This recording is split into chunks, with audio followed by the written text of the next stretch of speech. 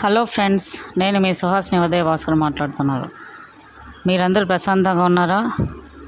లేదంటే నాకు కమెంట్ చేయండి. మీరు ప్రశాంతంగా ఉండాలంటే నేను మీకు ఒక మార్గం చెప్తాను. ఈ గజిబిజి లోకంలో ఎవరు ప్రశాంతంగా లేరు. కాబట్టి మీరు ప్రశాంతంగా ఉండాలంటే నేను చెప్పే ఈ గుడికి రండి.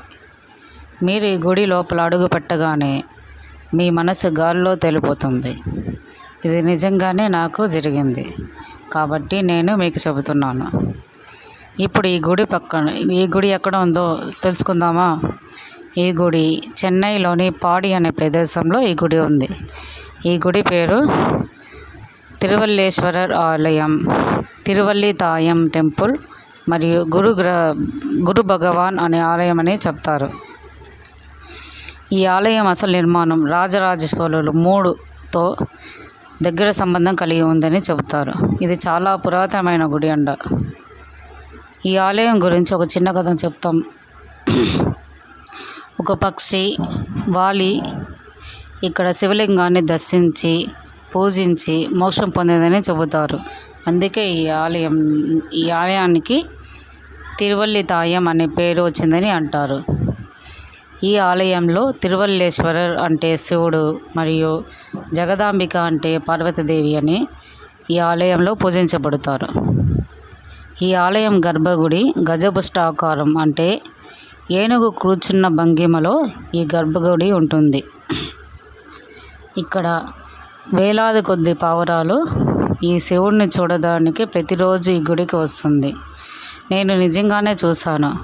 కరెక్ట్గా ఆ శివుడికి ఉదయాన్నే అభిషేకం చేసే సమయంలో ఈ పావురాలు ఈ గుడిలో ఉంటుంది. దానికి ముందు ఒక పావురం కూడా నేను అక్కడ చూడలేదు. కరెక్ట్గా శివుడు పార్వతికి అభిషేకం చేసే టైంలో ఈ వేలాది కొద్ది పావురాలు ఈ గుడిలో మనం చూడవచ్చు. ఈ పావురాలకు మనం బియ్యం, గోధుమలు, చిరుధాన్యాలు వేయండి. ఆ పరమశివుడే వచ్చి మీ చేతుల ద్వారా ఈ ధాన్యాలను తీసుకుంటాడు. అప్పుడు మీ మనసు వచ్చి ప్రశాంతంగా ఉంటుంది.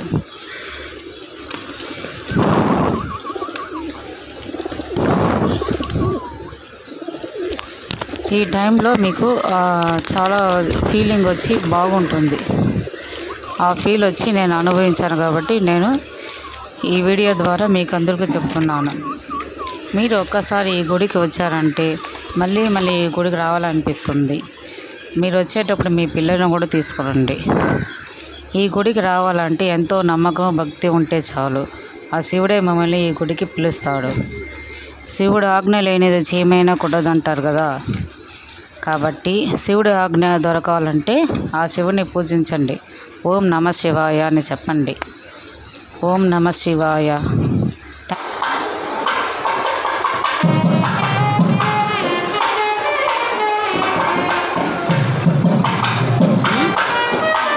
మధ్యలో పోయిస్తావా?